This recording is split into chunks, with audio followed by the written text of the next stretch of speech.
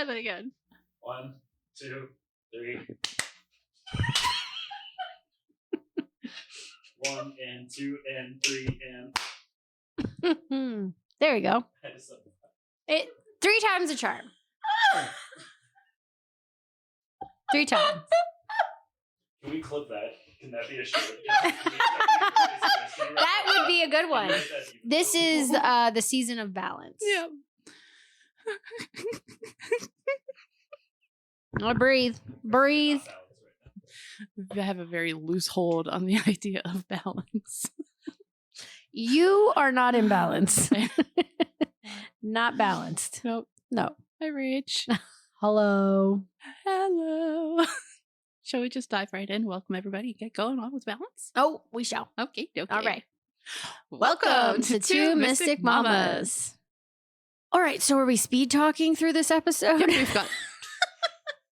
By my crystal bracelet, we've got 20-something minutes. And by my crystal bracelet. By my crystal ball. Yes. We are T-minus 24 minutes. There we go. Okay. Lucky number 24. Season of balance. This is the season of balance. Season of the snake plant. Okay. So, spiritually speaking. Go. Let's see if we can get through all of our points. Yeah. We don't have fucking time for this shit, Krystyn. When Krystyn gets into a laughing fit where it's been like, okay, get your shit together. And then she'd, and then she can't talk. It's the most amazing thing you've ever seen. Yeah. Well, let's. You should see how Charlie and I get going at the same time. Neither one of us can speak. It's just a bunch of diabolical.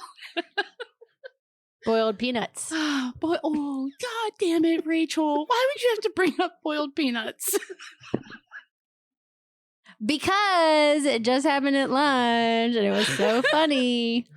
I was telling a story about at the beach. We had gone to a farmer's market and it was not good. Like the produce we got was not great. But the only thing we did get that my dad was real happy about was boiled peanuts, which naturally Charles was like, ugh, boiled penis. So then it turned into this whole. And then Evie heard from the other room. And then it turned Evie just into kept yelling. Yeah. Stop saying it. Yeah. I was like, I'm not a big fan. I've never had boiled peanuts. She doesn't prefer her peanuts boiled. No. We were talking about how we've had our peanuts, in a can. Then someone said raw. And I was like, no, raw peanuts. I'm actually growing peanuts in my garden. How does Jeff feel about that? He's okay with other people's peanuts. They have an open garden, apparently. This is the season of balance in our marriage. Balance of we grow peanuts, we share peanuts with others. God, keep your peanuts down. Peter's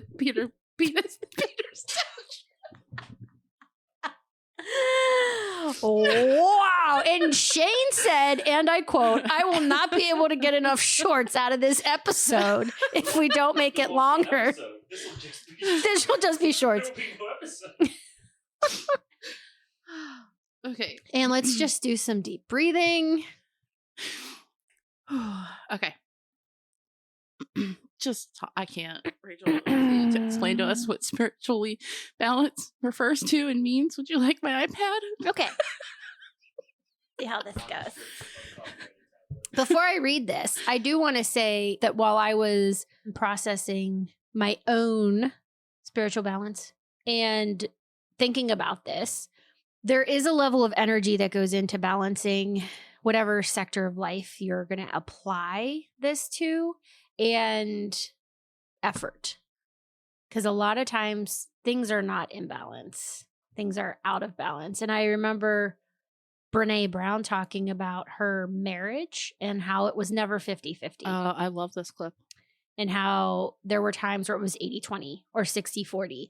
And now this was applying to a marriage. You can apply it to so many aspects of your life of where you want to see balance or need balance and how to put effort into that, because it's not just going to come to center, if you will. Right. It's not going to come to that equally equilibrium. And so that really, from a spiritual standpoint, can be applied. And we'll talk through some of these rituals, how you can find balance. But as we move into the fall and we're coming out of the summer, we're moving back into school, getting back into session. If you have children, which we both do, if you are a student going back into school, if you are starting a new project, if you're starting a new relationship, like there's a balance of what does this now look like? How do we figure things out? So I think I've talked enough that I'm going to hand this back to you. Okay. You get one shot at this. Okay, thanks, Mom. Spiritually balanced refers to a harmonious state where all aspects of one's inner and outer life are aligned, fostering a sense of well-being and wholeness. It involves integrating spiritual practices with daily life, finding equilibrium in one's thoughts, actions, and cultivating inner peace. So it's not just a system of weight. Yes. Well, to your point, moving into fall, what we're celebrating is equal part of light and dark. Yes. Right. And how do you feel when the year tips towards being darker than it is lighter? Because I know a lot of people deal with seasonal affective disorder. I try to combat that with seasonal decorations because I think it helps. Seasonal decoration disorder. I have that. Yeah. But it's Thanks, for me. Home Goods. Right. It's the January to March bit that gets me. Yeah. Like, I'm good through the holidays. Yes, I am too. And then when January hits, it's a whole different ballgame. We've had a couple episodes, though, where we've been educating ourselves on how to embrace the different seasons in a different way. So that's been really fun to, again, go back to our toolbox and be like, okay, what can I pull out? That's a ritual. That's a different grounding exercise. Because naturally, a lot of times we talk about grounding, going outside, walking in nature. If there's 6 feet of snow, you're not going to go outside and walk in fucking nature. You can go outside. I mean, some people will, but we're not on necessarily average. Those people. Yeah, no. I like to look at snow. I'm not a big let me go play in the snow. Again, give me like 2 weeks of it, and I'm then I'm done. Good. Yeah, right. The first snowfall, I'm like, oh, good. Yes, this is so nice. I smell snow. Yeah. Mm-hmm. Oh, yeah, the smell. It's interesting how seasons have smells. Mm-hmm. Very distinct smells. They do. We should have an episode about that. Ooh, because that's another Claire that's really not talked about. But sentience, isn't it? It's something like that. Yeah, it's one of the lesser known Claires or lesser used Claires, if you will. My mantra for this season is finding balance isn't about perfection. It's about rhythm and getting into a rhythm. Because like you said, everything is that push and that pull. It's that tide, right? It's not necessarily going to be 50-50. Everything's not going to work out perfectly. Fall activities, fall sports, kids going back to school, all of the things are happening, whether you have children or you don't have children or you're going back to school yourself. It's all relative. Yeah. Football is happening.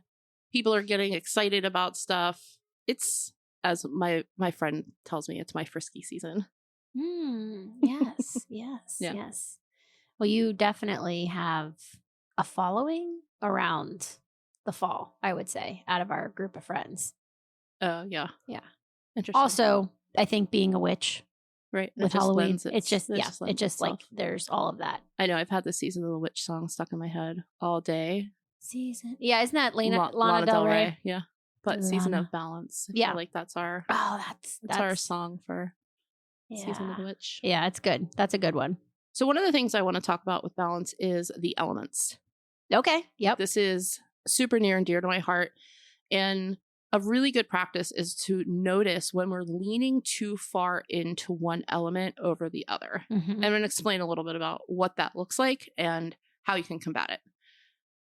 So the element of fire is really associated with energy and action, where you have water, which is more rest and flow. Then we have air, which is ideas kind of being in your head, creative, and planning. Yep. And then earth, which is that like very practical, grounded kind of energy. Like your ego. Right. And I feel like as I was writing my notes and I was kind of thinking about this whole concept, I was like, okay, I have two where I like default to unconsciously. Unconsciously. Subconsciously. Consciously? All of the above. Do you have an element that you feel like you like default to? Air. Right. So mine is air and fire. Yeah. Like Yeah. I feel like my state is either going to be up here or on the go. Yeah. I'd say more air and water for me. Right. You do love a good respite. I do. And I also flow a lot. Like Right. I'm constantly like, I like to be organized and have a plan, but then there's flow to that plan.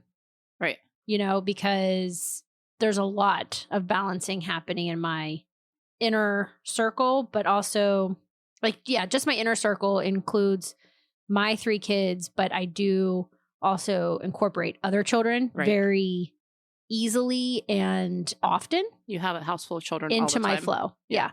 And so just like, hey, how can I do this? Hey, blah, blah, blah. So yeah, I'm both of those. And it's interesting how you kind of naturally gravitate. I mean, there's some people that naturally are just like practical, grounded, analytical, like there's no space for being up here in your head and ideas and whatever. So our challenge to you guys is for 24 hours, I want you to spend time leaning in to the opposite element of where you feel like you tend to get stuck or default to. So if you have been in planning mode, if you're in your head, you're worried about things, you're dreaming, I want you to spend 24 hours grounding yourself to the earth. Now, I do that a lot because I know that's an area that I'm out of balance on. Same. So I'm constantly like, got to ground in. Right. I do some breathing exercise. Like I can actively feel seek it out. I do too. Yeah. 100%. If you feel like you have just been a person of action on the go, you are going to literally take that time to rest. Yes. And incorporate. Spend some time near water if possible. Spend time near water. Take a bath. Take an orange shower ritual. We've talked about some of these in our past episodes. So let life flow around you. Yes. I know it's hard. We have a to-do list. We have a schedule. All of the things. But literally give yourself over to 24 hours of the opposite of where you default. Right. If you feel like you've been kind of going with the flow without direction and you've just kind of been bobbing along and resting and whatever, it's time to take action. That was last year for me. Like, yep. What steps can you take? Take the action. 24 hours. Yep. And it's good to note that these elements go in and out of balance throughout seasons of your life. They can go in and out of balance in a week, in a day. Yeah, absolutely. Like, yeah. So, but I think it's one of those things that it's an exercise that is really powerful because we do things sometimes and we don't even know we're doing them. Yep. Autopilot. So it's just good to take awareness of that and be like, oh, this makes so much sense. And then incorporate some of these other things into, you know, the schedule or the routine. Right. Tomorrow, the next day. Right. And if you are that person that's like, no, I'm grounded, I'm practical, I'm logical, I'm this, like, you're stuck and that's okay. And also, you can be. It's time to dream. It's time to journal. It's time to free write. It's time to create something without a tangible result attached to it. Right. Because aren't we now moving into the eclipse season? Eclipses are going to start happening now. Not that we have to incorporate that, but that's a separate set of energy too, when eclipse energy starts happening, you want to talk about light and dark. Right. That balance that can alter it, but not it's all about how you embrace that energy, how you use that energy to your advantage. So be mindful of some of that. Well, and this is about microbalance, right? This is not about giant life overhauls. This is about subtle shifts in what you're doing. And again, that default, that autopilot that you continue to move towards, how can you make a small tweak in that that's going to help you learn the lesson that maybe you're repeating? Yeah. Yeah. And if we look historically about equinox and when they happen, the spring and the fall, and the light and the dark, and in the fall, you have a lot of these harvest festivals, you have a lot of these gatherings coming together, and naturally they look different in 2025 than they did in 1925 or 1825.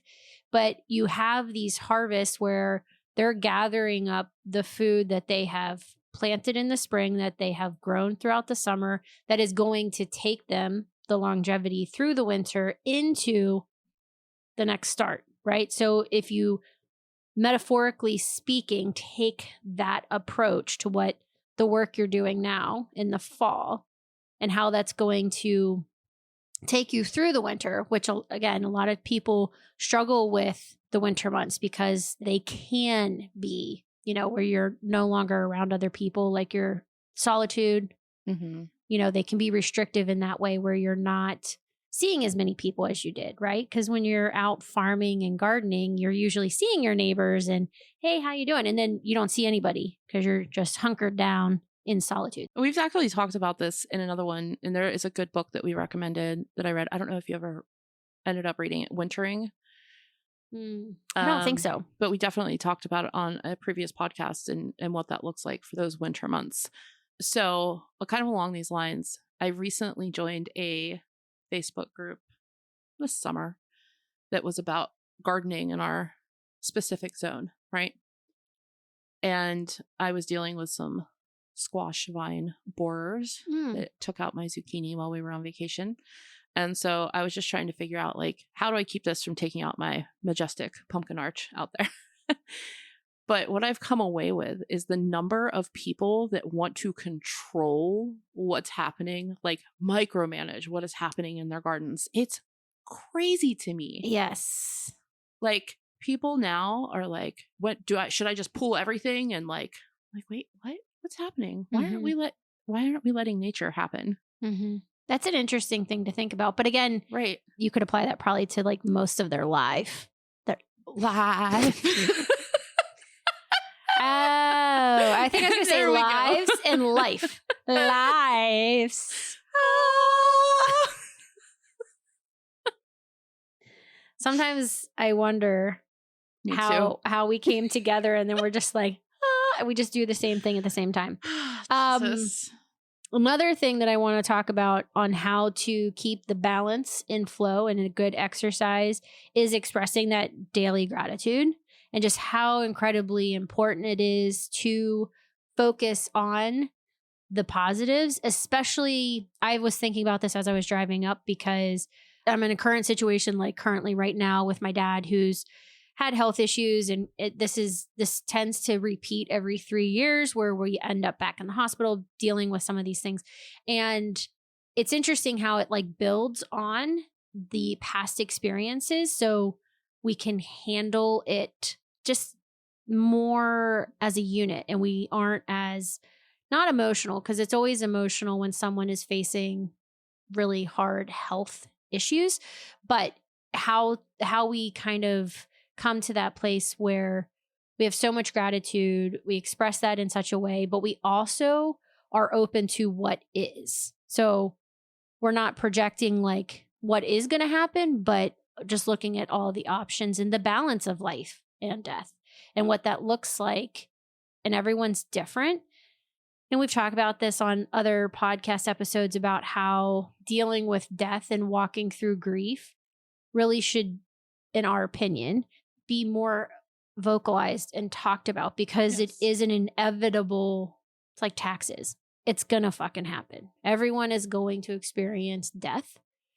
And, the one thing that for me, it was really interesting because the last time this happened with my father, I hadn't had my spiritual awakening and I hadn't learned a lot of the tools that I now have in my toolbox.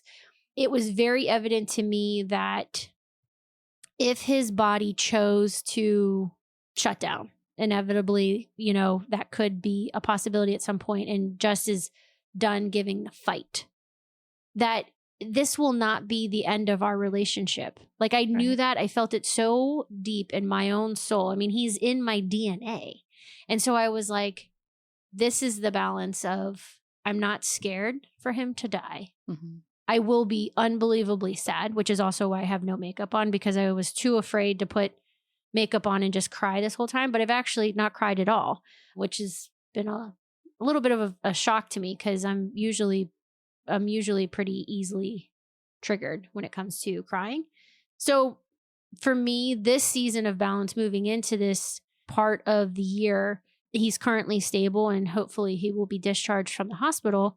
It will look different. Our balance of how we embrace him and care for him will look different moving forward. And that's part of where I am and how I can find gratitude in what has been the relationship that we have, and how that will look different and move differently into the future. Yeah. So that's just a little personal segment of where I am and how I'm going to be using this season of balance. Thank you for sharing that. I know it's hard. Yeah. Well, the next one was facing the challenges within. That was an area, just another area of focus when you're dealing with the balance of light and dark. Right. And I think one naturally leads to the other. When we are faced with the idea of the death of someone close, we start to look at our own lives as well under a much different looking microscope. Sure. Absolutely. And not that we're making comparisons by any means, but you certainly start to look at your life and be like, okay, do I want to make some adjustments to how I'm showing up for myself? Yep. Because inevitably, the relationship that we have with ourselves is the longest and most important. It is. And it's the true constant. Right. The true constant. Right. You wake up, you go to sleep with yourself. Right. Every single day. Again, it's not about perfection. God, no. It's about those graceful adjustments that we make every single day on the fly, and that temperature check-in. Right. And then when we do get to kind of out of balance or out of whack, then it's like, oh, I haven't checked in here for a hot minute. Yep. And then you start to see the repercussions of that happen. Yep. And that's not just physically, that's emotionally and it's mental, it's spiritual, it's all of those, that mind, body, and soul that does come to make us the human that we are having this experience, for sure. So I was going to say, when you're trying to figure out a way to find this balance, one ritual that I would recommend is I want you to write down one thing that you're ready to release, the dark, right? And then on another sheet of paper, you're going to write down something that you are calling in, the light. Light a candle. If you have an altar space, awesome. If you just have a table or a countertop, light a candle. And on one side, you're going to put what you're releasing. And on the other side, you're going to put what you're calling in. And speak both of them out loud, right? And this is something that you can do every single month as a check-in with yourself. And I think especially moving in to these darker months, it's such a good idea to just regularly check in with yourself. Absolutely. And be like, okay, where am I at? Where am I going? And does any of this feel good? Yes. And you can do that exercise weekly or daily, whatever your schedule allows. And to Krystyn's point, if you say it out loud, there is more emphasis behind it because you're putting an actual unique frequency out there of your voice. If you're not in a position to say it out loud, you can certainly say it in your head. It still is effective. And just know that asking for abundance, asking for and welcoming in change in a certain way is 100% available to every single one of you all of the time. Goes back to that law of free will that if you do not ask, then it will not come. So don't be afraid to ask. No one's going to be like, oh no, you have too many requests in the pool. This isn't like a fucking, genie with 3 wishes. There's not a limit on what you can ask for in this human experience and what you can welcome in, and also what you can release and cut. And sometimes, depending on what you're releasing and cutting, it's going to take some repetition. It's going to take some effort to really get to the root of whatever that is to fully release. Right. And if you have multiple requests out there at once, that's another thing. Condense it. Bring it in. Because to your point, obviously you can ask for anything, right? But if you're out here and you've got 10 different requests in 10 different directions, well, you're not going to see it. You're not going to see it manifest. And, the energy doesn't know where to flow. Right. Exactly. Right? So, and keep it simple. Keep it simple and focused.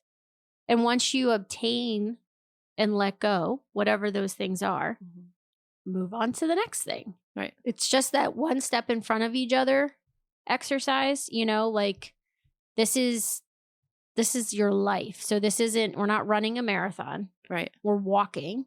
And at certain stages, it could feel like you might even be crawling. But as long as you're making incremental movements forward, you will see progress. You will see change. Yeah. That's exciting. Like that's an It exciting is. part of being a human and knowing that we have the ability to make those changes every day. So I remember reading a blog post. There was the woman, Sophia, that started Nasty Gal, the clothing company. okay. So she goes bankrupt. I think there might be actually a Netflix documentary about this.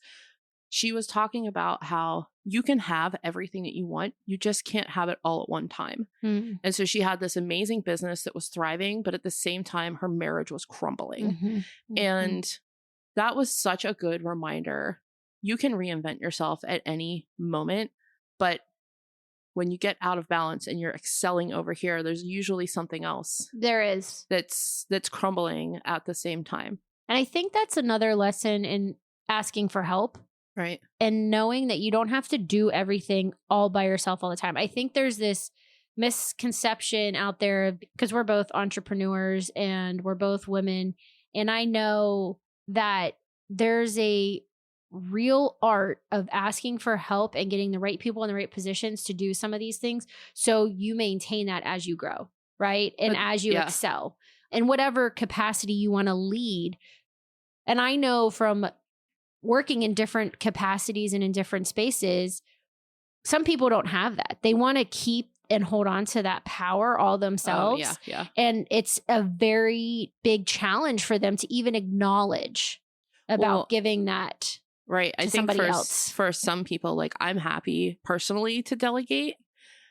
I've been the person that's had to do all of the things for so long that I don't know where sometimes I need to ask for help because there's not been another person for me to ever go to ask for help. So I just figure it out, right? You figure it out, you go on. So for me, if you're like me, you just need to get clear with yourself on, okay, where am I facing? You know, where's my true north? And continue to move in that direction. Yeah.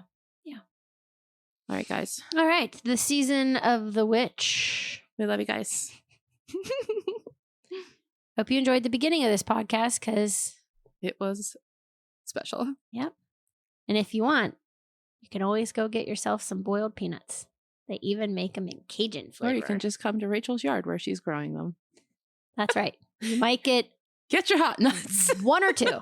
We don't know how good that plant's doing. Yeah. All right, guys. Before we wrap. Oh, sorry. No, I just want to try to make sure that we tell everyone, depending on what channel you are listening to this podcast on, this fabulous, amazing podcast. Also, know that we are on YouTube. So if you want to see our beautiful faces and watch some very funny shorts, not of us in shorts, actual short videos. They're mostly about you pooping. Yes, I do say poop from time to time on the podcast. You can go subscribe to our channel, Two Mystic Mamas, and do a little click action in our channel. Do a little clicking, guys. for Shane's appreciation, right? Isn't that what makes the algorithm? The click, boom. Engagement. Watch. Like. Okay. You're being hypnotized. Yes. Ooh, 1, 2, 3. What? 1, 2, 3. What? Okay. Okay, bye. Bye.